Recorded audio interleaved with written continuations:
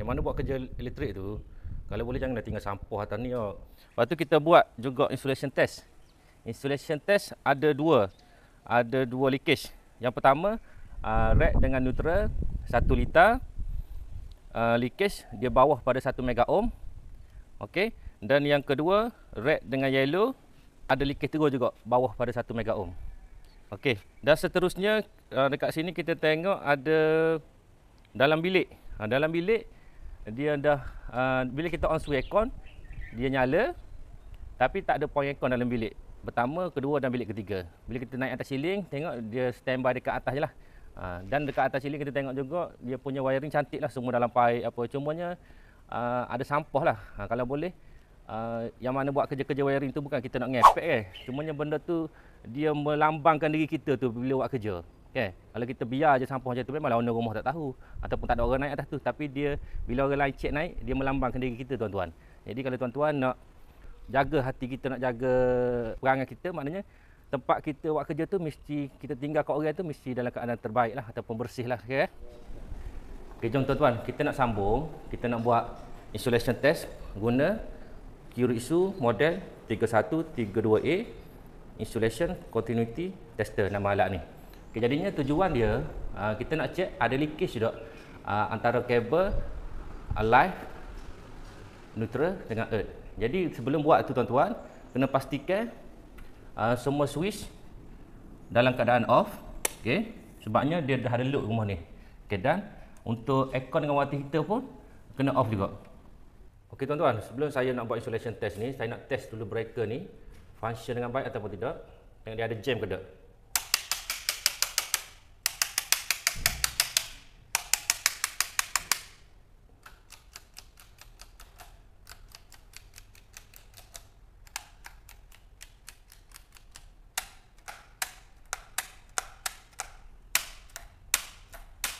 Okey, semuanya dalam keadaan baik. Okey, sebelum kita test, kita mestikan meter kita ni dalam keadaan battery good lah. Okay, kita letak dekat battery check, kita push button. Okay, nampak jarum dia naik tu lebih dah daripada battery good tu. Nampak yang kat bawah tu. Okey, alright. Jadinya bila jarum dia tu, bacaan dia daripada sini ke 1 dan ke atas, maknanya jarum dia duduk antara 1 dan ke atas ni, tengok dekat yang merah ni, maknanya litar tu dalam keadaan baik lah. Okay, kalau dia kurang daripada 1 ataupun dia dah rapat kosong, maknanya dia dah leakage teruk dah. Walaupun rumah baru tuan-tuan, kita perlu buat electrical inspection untuk kita pastikan kabel-kabel yang ditarik ni dalam keadaan baik, tak ada leakage. Biasanya masalah leakage ni tuan-tuan, kalau yang kecil dia tak akan terjadi immediately. Maknanya dalam tempoh 3 ke 5 tahun, lepas tu kalau kita tak check, dia akan rosak lah. Jadi time tu kita dah pening kepala dah. Kalau rumah baru tak boleh nak clean defect dah time tu. Kita dah ubah suai macam-macam dah. Jadi sebab tu kena buat electrical inspection tuan-tuan. Lagi-lagi rumah lama ataupun rumah yang sudah lepas renovate. Yang tu penting juga tuan-tuan, untuk pastikan rumah kita dalam keadaan selamat lah kan. Untuk kita bersama orang yang tersayang dalam rumah. Alright. Okay, kita nak buat insulation antara red dengan yellow, yellow dengan blue, red dengan blue. Okay. Bila untuk 3 phase punya kita mesti inject 1000. Okay, kita inject 1000. Kita short dulu red dengan red. Okay. Ada naik Okay, red dengan yellow dulu. Okay, red dengan yellow ada leakage. Tinggi tuan-tuan tu. Red dengan yellow full. Okay. Red dengan blue. Okay, cantik. Okay, sekarang ni kita inject yellow dengan blue. Kita short dulu kat yellow. Okay, yellow dengan blue. Okay, tak ada. Kalau lebih kemah, inject sini kan. Tak ada Okay, yellow dengan red. Okay, ada tinggi. Alright Maknanya ada leakage sekarang ni, red dengan yellow ada leakage tinggi. Full. Ingat yellow dengan red. Tinggi. Ada leakage. Yang ni pun leakage defect juga tuan-tuan. Sepatutnya kalau kita ni, contoh yellow dengan blue, kita ada. Okey tuan-tuan, untuk inject ni, kita select pada 500. Untuk kita check single phase dulu punya kan. Kita select pada 500. Okey, kita tekan button test. Okey, kita shortkan dia dulu. Okey, ada naik neutral sama neutral. Dan bas neutral bawah ni pada naik juga. Okey. Yang tak naik sebab dia tak bersambung. Okey, sekarang ni saya nak test litar red dengan neutral dulu. Sebelum tu kena off RCCB, main switch kena off. Yang ni kita angkat dulu. Okey, ada naik tuan-tuan. Jadi kita kena cari satu-satu. Okey, litar lampu okey. Lampu okey. Lampu okey. Okey.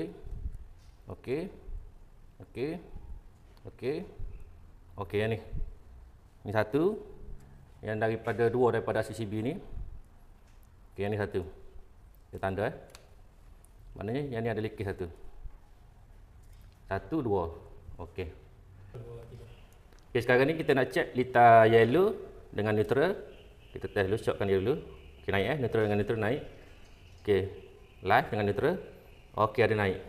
Maknanya kita kena off satu-satulah kalau kita. Okay, untuk litar lampu tak ada. Lampu tak ada. Okey, ni. Litar lampu ni ada.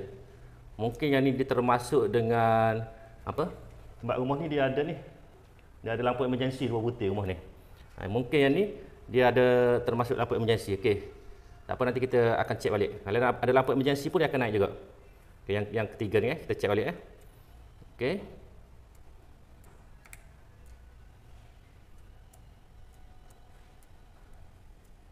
Okey, satu ni je. Satu ni je. Yang ni kita confirmkan balik. Okey, kita dah confirm ke yang ni. Dia memang ada litar lampu emergency, sebab tu dia nyala. Okay, cara dia senang je tuan-tuan. Kita on balik api. Kita masuk api, kita on yang ni satu je. Okey, kita on satu.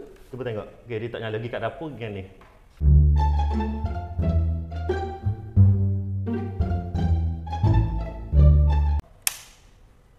Okey, nyala. Okey, mari kat luar tamu ni.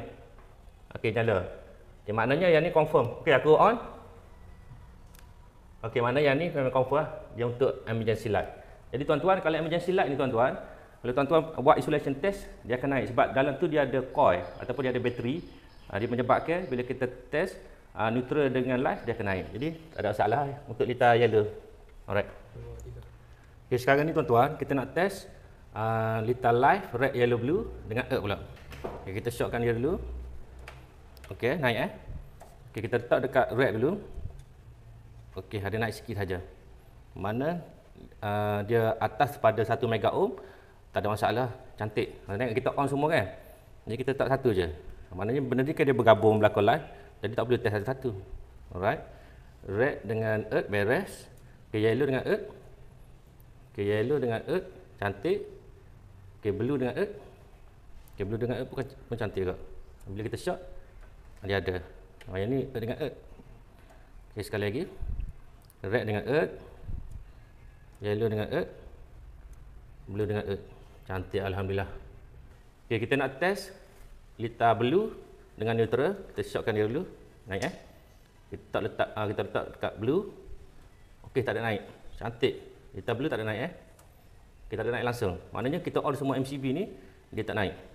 Okey, bila kita shockkan dia naik. Okay, kita nak check, nak confirm baik-baik. Jadi kita letak satu-satu.